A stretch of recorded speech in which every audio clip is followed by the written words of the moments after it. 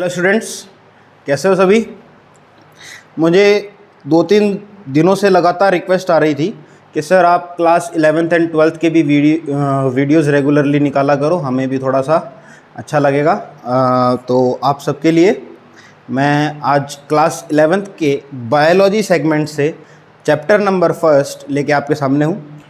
First chapter जो अपना biology के अंदर बेटा आता है that is the living world. Chapter का नाम क्या है बेटा? The living world. ये फर्स्ट चैप्टर है आपके बायोलॉजी का, जो नीट के अंदर ये बहुत ही ज़्यादा ये चैप्टर इम्पॉर्टेंट है। काफ़ी सारे इसके अंदर हम केमिकल नेम्स पढ़ेंगे, बहुत सारी हम चीज़ें इसके अंदर पढ़ने वाले हैं। तो चलिए शुरू करते हैं बेटा।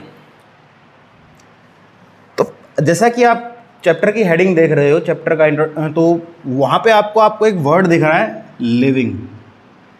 तो लिविंग, तो मुझे एक बात बताओ, लिविंग वर्ड से आप कैसे बता सकते हो कि कोई भी चीज़ की ये लिविंग है, ये नॉन लिविंग है? किन किन फैक्टर्स पे आप ये कह सकते हो कि कोई चीज़ लिविंग है या नॉन लिविंग है? बताओ, सोचो ज़रा दिमाग के अंदर। तो अब कईयों के दिमाग में आंसर आया होगा, सर अगर कोई ऑब्जेक्ट ऑक्सीजन ले रहा है, मतलब ब्रीदिंग कर रहा है, तो क्या है वो? सर लिविंग होगा। अच्छा, जो यूनिसेलुलर होते हैं वो ब्रीदिंग करते हैं बेटा? नहीं करते। तो आपका ये वाला सेगमेंट गलत हो गया। सेकंड, कई के दिमाग में आया होगा, सर जो खाना खाते हैं फूड इनटेक करेंगे। अब बेटा कौन सा फूड इनटेक कर रहे हैं? जो यूनिसेलुलर ऑर्गेनिज्म है उनका खाना अलग होता है ना, खाना तो खाएंगे, ऑब्वियस है। तो ये मैं बोल सकता हूँ कि कहीं ना कहीं ठीक है। कई और भी महान होंगे, वो बोलेंगे सर अगर कोई एक ऑब्जेक्ट हिल रहा है, मूवमेंट शो कर रहा है, तो मैं क्या बोलूँगा? सर वो लिविंग है। प्लांट्स को कभी हिलते हुए देखा है बेटा? हाँ, हवा से हिल जाए, आंधी में, वो बात अलग है, लेकिन ऐसे तो प्लांट्स नहीं हिलते। देखा कभी? जैसे आज रात को प्लांट यहाँ पे था, कल रात को यहाँ पहुँच गया है। हाँ, कभी देखा है आपने ऐसा?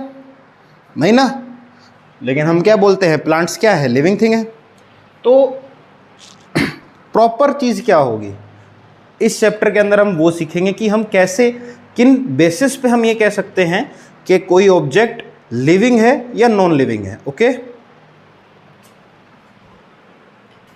तो बेटा अगर आपको फाइंड करना है कि कोई ऑब्जेक्ट लिविंग है या नहीं है, तो उसके अंदर आपको 4 चीज़ें देखनी है। कितनी चीज़ें? 4 चीज़ें। उसको याद कैसे करेंगे? GRMC, वेयर, जहाँ पे G स्टैंड करता है बेटा ग्रोथ के लिए। किसके लिए? ग्रोथ के लिए। R स्टैंड करेगा रिप्रोडक्शन के लिए। किसके लिए? रिप्रोडक्शन। आपने क्लास 10th में पढ़ा होगा, 2 टाइप के रिप्रोडक्शन होते हैं, सेक्सुअल और एसेक्सुअल।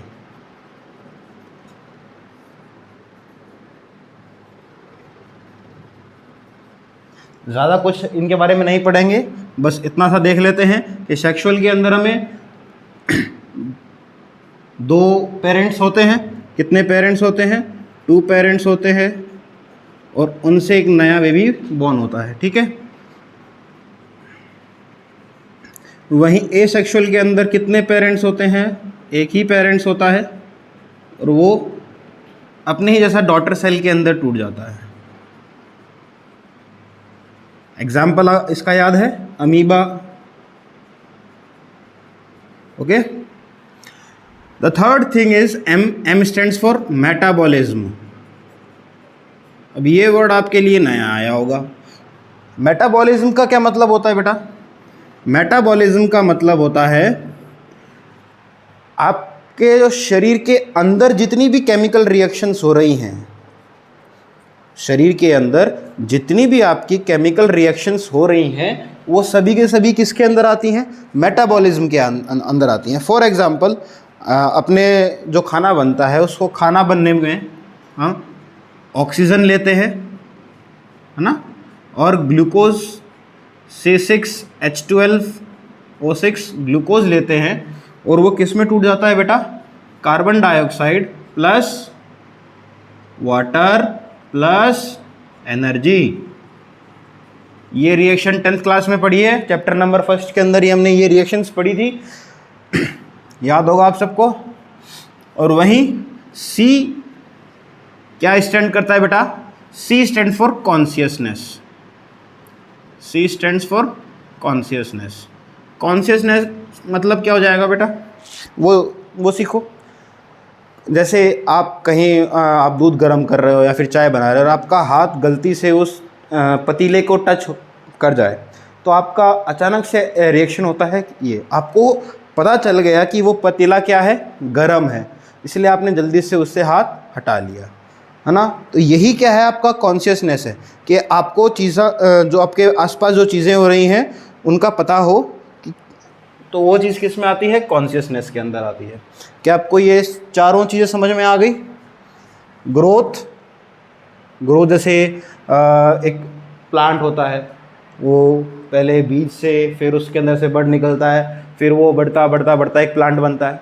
हम जब फर्स्ट टाइम जब वो प्रेगनेंसी होती है वुमेन के पेट के अंदर, तो सबसे पहले हम सिंगल सेल से होते हैं, सिंगल सेल फिर मल्टीप्लाई करते पूरा बॉडी का स्ट्रक्चर होता है, फिर हम एज हमारी बढ़ती जाती है, उसे अकॉर्डिंग हमारी ग्रोथ भी क्या हो जाती है, इंक्रीज़ होती जाती है। तो ग्रोथ का मतलब वो है, ठीक है। अब हम सीखेंगे दो चीज़ें। सो स्टूडेंट्स, अब हम सीखेंगे defining feature and non defining feature. Defining feature का मतलब यहाँ पे ये है कि ऐसे कौन कौन से फैक्टर्स हैं जो हमने पढ़े थे। क्या पढ़ा था हमने, GMRC पढ़ा था, GRMSMC। इसके अंदर से कौन कौन से ऐसे फैक्टर हैं जो 100% हर लिविंग ऑर्गेनिज्म के अंदर होंगे। वहीं नॉन डिफाइनिंग फीचर है कि उसके अगर ये फैक्टर्स इनके अंदर आते हैं तो वो हो भी सकता है और नहीं भी हो सकता है। तो डिफाइनिंग फीचर के अंदर जो पहला जो चीज़ है दैट इज़ योर मेटाबॉलिज्म। क्या है बेटा, metabolism. M stands for metabolism. मैंने बताया था कि मेटाबॉलिज्म क्या होता है। देखो बेटा, अगर कोई भी लिविंग थिंग है तो वो खाना तो खाएगा, अगर खाना खाएगा तो पेट के अंदर उस खाने से क्या करेगा, अपने लिए एनर्जी बनाएगा। अगर एनर्जी बनेगी तो उसका मतलब क्या है कि उसके बॉडी के अंदर क्या हुआ है, केमिकल रिएक्शंस हुई हैं। बात समझ में आई आप सबको अच्छे से। मेटाबॉलिज्म हम किसे बोलेंगे कि शरीर के अंदर, बॉडी के अंदर जितनी भी केमिकल रिएक्शंस होंगी वो सब की सब मेटाबॉलिज्म के अंदर आती हैं। और अगर कोई भी ऑर्गेनिज्म मेटाबॉलिज्म शो करता है तो मतलब कि वो लिविंग के अंदर में आएगा। So it is a defining feature. वहीं सेकंड जो फीचर होगा that is consciousness. Second defining feature क्या होगा बेटा, कॉन्शियसनेस। मतलब हर एक ऑर्गेनिज्म अगर वो लिविंग है तो वो कॉन्शियस रहेगा, उसको पता होगा कि अपने सराउंडिंग में क्या क्या बिहेव हो रहा है, क्या क्या चीज़ें चल रही हैं। फॉर एन एग्ज़ाम्पल, अगर मैं आपको थप्पड़ मारता हूँ तो आपका सीधा आपको एक होगा कि आप मुझे किसने मारा, आपको पता चलेगा। अगर आप कहीं जा रहे हो, आपको गर्मी लग रही है तो आपको पता है कि बाहर बहुत गर्मी है, ठीक है। तो आपको अपने सराउंडिंग में होने वाली चीज़ों का बहुत अच्छे से नॉलेज होता है कि क्या हो रहा है, उनको कैसे रेस्पॉन्ड करना है, ठीक है। तो कॉन्शियसनेस भी किस फीचर में आएगा, वह डिफाइनिंग फीचर में आएगा। बहुत से बच्चे बोलेंगे सर हम प्लांट्स को थप्पड़ मार दें तो वापस हमको कुछ करता ही नहीं है। बेटा, उसके पास कोई ऐसा ऑर्गन नहीं है जिससे वो तुमको रेस्पॉन्ड कर सके। हालांकि वो रेस्पॉन्ड करता है, लेकिन उसके पास ऐसा कोई स्पेशल ऑर्गन नहीं है जिससे तुम्हें वो चीज़ें दिखाई दे। बात समझ में आई। नॉन डिफाइनिंग फीचर में क्या आएगा बेटा, ग्रोथ। क्या आएगा, ग्रोथ। मैंने पहले भी तुमको बताया था सैंड वाले एग्जाम्पल में कि मान लो यहाँ पे अगर कोई सैंड है, ठीक है, वो सैंड अब हवा चलने से ये सैंड यहाँ से डिस्प्लेस होके, ये सैंड इतनी बची, डिस्प्लेस होके यहाँ पे आ गई। कहाँ आ गई, और यहाँ पे एक बड़ा मिट्टी का टीला बन गया। तो यहाँ के मुकाबले इसके अंदर ग्रोथ ज़्यादा हुई है। तो तो मैं क्या बोल सकता हूँ कि सैंड में भी ग्रोथ हो रही है, तो ये भी वो हो जाएगा लिविंग थिंग है सैंड? नहीं हो सकता ना। अगर मैं कोई और एग्जांपल लूँ, तो मान लो कि मेरे पास एक ये मैंने एक बाल्टी ले रखी है, इसके अंदर पानी है, ठीक है, क्या इसके अंदर पानी मैंने डाल दिया। अब मैंने क्या किया, बाहर से लाया और मैंने और पानी इसके अंदर ऐड कर दिया और मैंने इसको फुल भर दिया। क्या कर दिया मैंने, इसको कम्प्लीटली मैंने वाटर से फिल कर दिया। तो यहाँ पे वाटर की ग्रोथ हुई है नहीं हुई है, ये बताओ? चाहे किसी ने भी की हो, ग्रोथ तो हुई है ना। पहले वाटर का लेवल इतना था, अब पूरा है। बात समझ में आई? तो क्या मैं ये चीज़ बोल सकता हूँ कि यहाँ पे वाटर का ग्रोथ हुआ है? हाँ, लेकिन क्या वाटर लिविंग ऑर्गेनिज्म है? नो। तो ग्रोथ बेटा किस के अंदर आती है? नॉन डिफाइनिंग फीचर के अंदर आती है। किसके अंदर आती है? Non defining feature. अब जो सेकंड फीचर है दैट इज रिप्रोडक्शन। रिप्रोडक्शन भी क्या है बेटा? एक नॉन डिफाइनिंग फीचर है। रिप्रोडक्शन भी क्या है? एक नॉन डिफाइनिंग फीचर है। हम पढ़ेंगे आगे, जब रिप्रोडक्शन के बारे में जब हम कंप्लीट पढ़ेंगे तब हम पढ़ेंगे कि ये नॉन डिफाइनिंग फीचर कैसे है। अभी के लिए आपको बता दूं कि एक आपने मक्खी का छत्ता देखा होगा ना, हनीकॉम्ब छत्ता देखा होगा आपने, सबने देखा है। उसके अंदर क्वीन होती है। क्वीन क्या है? सिर्फ और सिर्फ यही क्वीन ही बच्चे प्रोड्यूस कर सकती है। जो फीमेल बी हैं, जो वर्किंग बी हैं, जो फीमेल वर्किंग बीज हैं, वो बच्चे रिप्रोड्यूस नहीं कर पाए, वो नहीं करती है, ठीक है। तो एक एग्जांपल ये रहा। ऐसे हम 2-3 एग्जांपल और देखेंगे जब हम रिप्रोडक्शन को पूरा पढ़ेंगे, ठीक है। तो रिप्रोडक्शन भी अभी आपको क्या याद रखना है कि रिप्रोडक्शन क्या है? एक नॉन डिफाइनिंग फीचर है, ओके। अब हम एक एक करके जो हमने बेटा पढ़ा था दैट इज GRMC, उसको हम एक एक करके उसके एक एक टॉपिक को हम कंप्लीटली देखेंगे कि वो कैसे बिहेव करता है, ओके। हमने ग्रोथ के अंदर पढ़ा था बेटा कि ग्रोथ क्या है? एक डिफाइनिंग फीचर नहीं है। तो इसके अंदर पहला ही पॉइंट क्या हो जाएगा? It is not a defining feature. बात समझ में आई?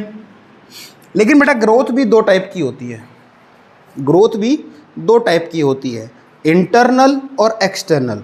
एक्सटर्नल ग्रोथ तो मैंने आपको भी बताया था, जैसे सैंड वाला, सैंड यहाँ से उठ के यहाँ चला गया, ठीक है। पानी की बाल्टी में पानी कम था, मैंने पानी डाल दिया, ग्रोथ। तो 2 टाइप से हम ग्रोथ को देखते हैं। एक तो इंटरनल और एक एक्सटर्नल। इंटरनल का मतलब है with in the body, with in the body.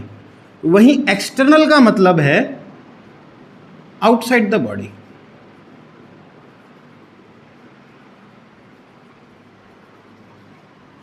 अगर कोई चीज बाहर हो रही है ग्रोथ, तो वो जरूरी नहीं है कि वो लिविंग थिंग में। फॉर एग्जाम्पल, हेयर को मैं बोलूँगा, जो मेरे बाल हैं वो तो बाहर ही हैं बॉडी से, बढ़ते हैं, जो ग्रोथ होती है वो तो ऊपर की तरफ ही होती है ना।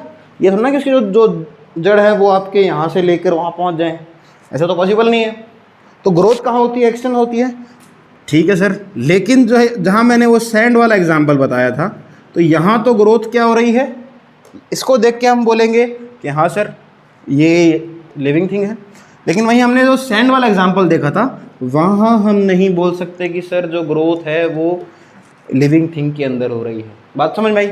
अगर इंटरनल ग्रोथ की बात करें तो हमारे organs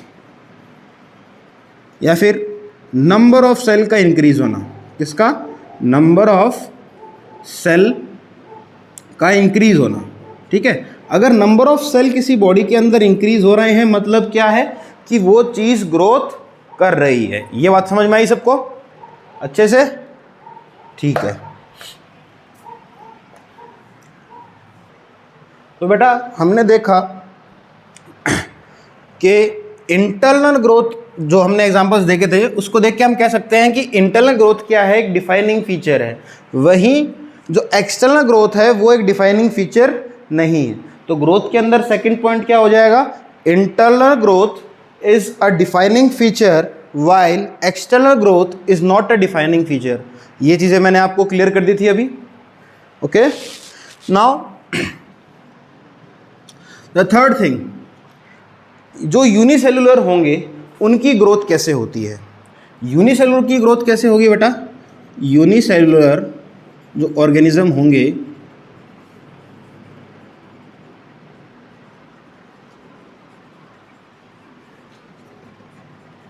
shows their growth by reproduction। ये बहुत ही इंपॉर्टेंट पॉइंट है और ये क्वेश्चन आया हुआ भी है। ये क्वेश्चन आया हुआ भी है कि जो यूनिसेलुलर ऑर्गेनिज्म होंगे, फॉर एग्जांपल कौन कौन से होते हैं, जैसे अपना बैक्टीरिया हुआ, फंगी हुआ, एल्गे हुआ, ठीक है। ये जो इनके जो ऑर्गेनिज्म है ये अपना ग्रोथ कैसे शो करेंगे, बाय रिप्रोडक्शन। ये खुद का रिप्रोडक्शन करके ही अपनी ग्रोथ शो कर सकते हैं। ओके, बात समझ में आई। जो फोर्थ चीज़ है, जो मैं फोर्थ पॉइंट लिखने वाला हूं, कि जो सेल डिवीज़न है वो मल्टी सेलुलर ऑर्गेनिजम्स के अंदर भी होता है। क्या मैं क्या बोल रहा हूं, मल्टी सेलुलर ऑर्गेनिज्म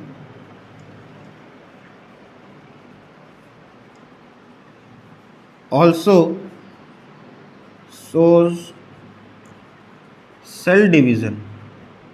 हाँ सर, ये क्या बोल रहे हो, सेल डिवीज़न से तो रिप्रोडक्शन होता है, तो क्या हमारी बॉडी के अंदर रिप्रोडक्शन हो रहा है? नो बेटा, not for reproduction.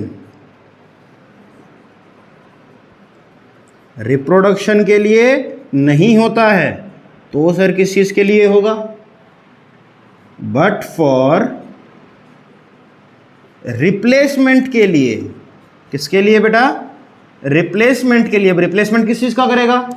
Replacement of dead cell. जो सेल मर चुका है उसके रिप्लेसमेंट के लिए सेल डिवीज़न होता है हमारी बॉडी के अंदर। बात समझ में आई?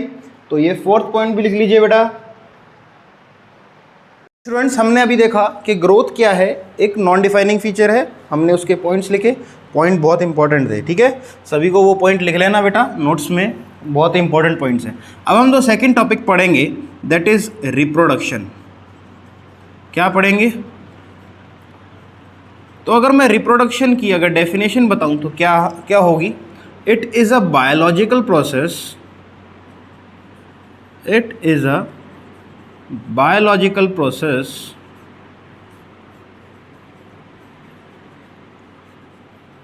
by which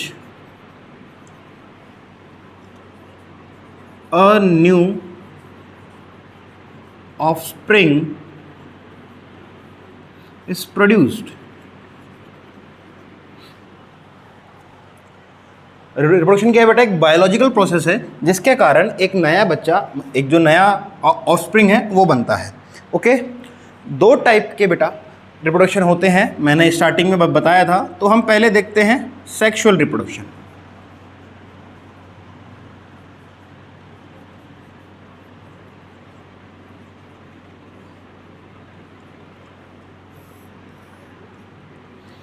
हाँ, मैंने डिफाइनिंग फीचर में आपको बताया था कि रिप्रोडक्शन क्या है, एक डिफाइनिंग फीचर नहीं है। वो क्यों नहीं है वो हम अभी देखेंगे। बेटा सेक्सुअल रिप्रोडक्शन के अंदर क्या होता है?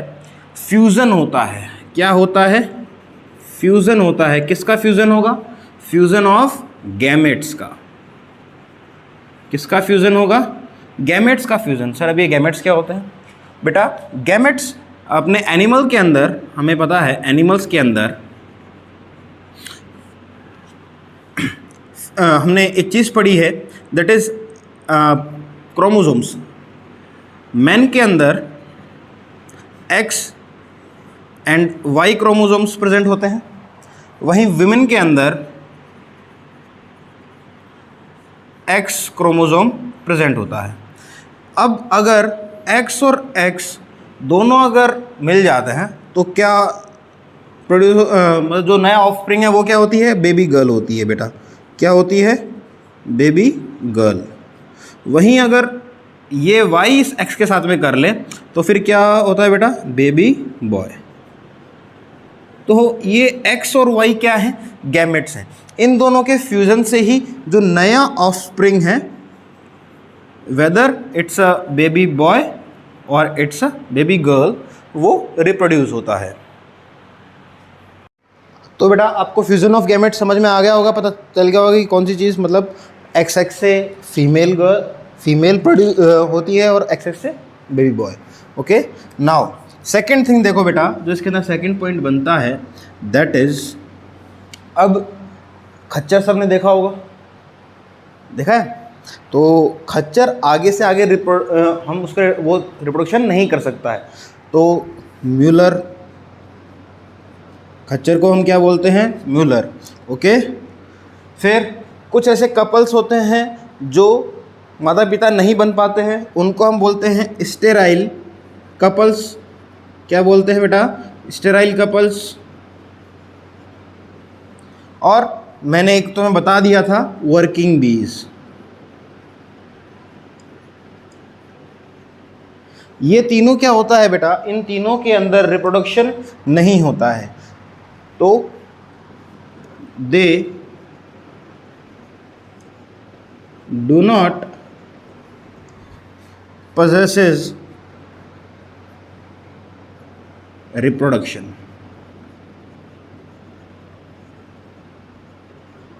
बात समझ में आ गई? तो सेकंड पार्ट को देख के हम ये चीज़ कह सकते हैं दैट रिप्रोडक्शन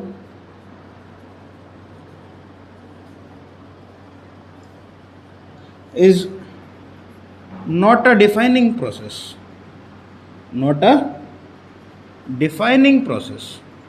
डिफाइनिंग प्रोसेस नहीं है, डिफाइनिंग फीचर नहीं है, किस चीज़ का, लिविंग का। ओके, सिंगल सेलुलर ऑर्गेनिज्म क्या करते हैं, हम अभी वो चीज़ें भी देखते हैं।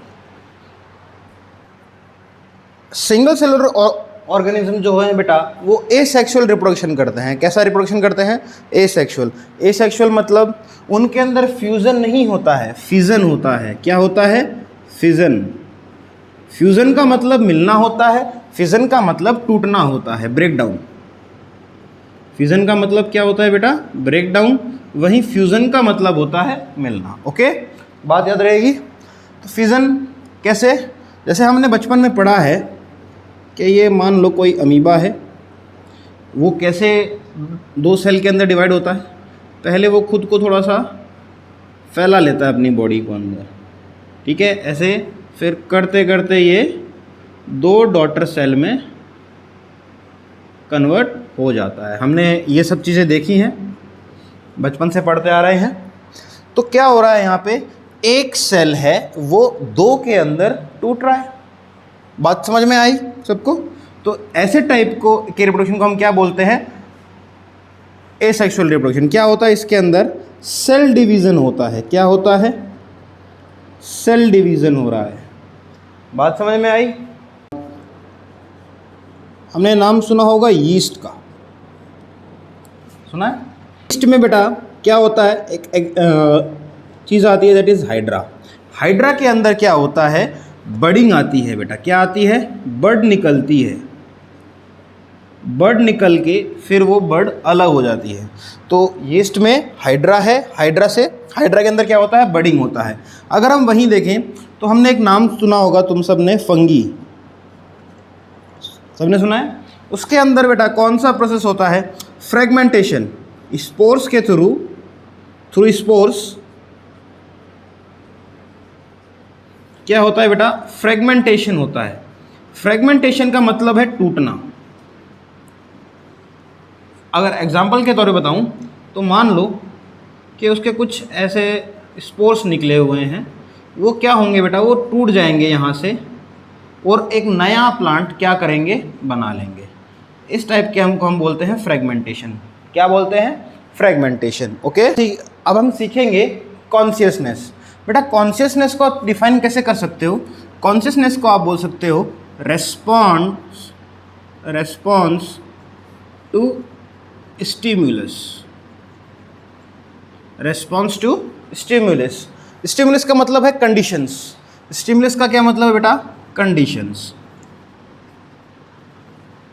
बाय, अब रेस्पॉन्ड करने के भी अलग अलग तरीके हो सकते हैं। By physical, chemical, by physical और केमिकल। अगर यूनिसेलुलर के अंदर हो रहे हैं तो वो केमिकली रेस्पॉन्ड करते हैं, और अगर अपने एनिमल्स के ऊपर हो तो हम फिजिकली वो हम उस चीज़ को देख सकते हैं। ये सभी के अंदर होता है। सो यहाँ पे मैं एक पॉइंट लिख सकता हूँ that it is a defining feature. It is a defining feature for living organisms.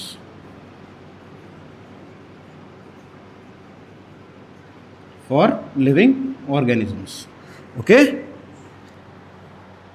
तो बेटा हमने अभी तक 4 टॉपिक देखे, growth, metabolism, reproduction and consciousness. Okay, तो इन चारों को मिला के मैंने एक डेफिनेशन तुम्हारी बुक के अंदर दे रखी है, that is living organism is self replicating, self evolving,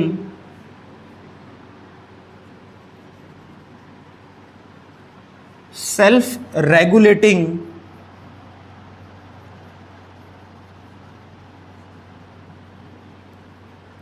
and interactive,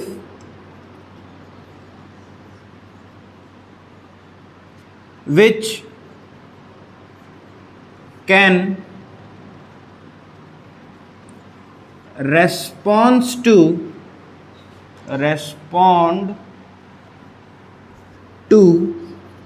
stimulus.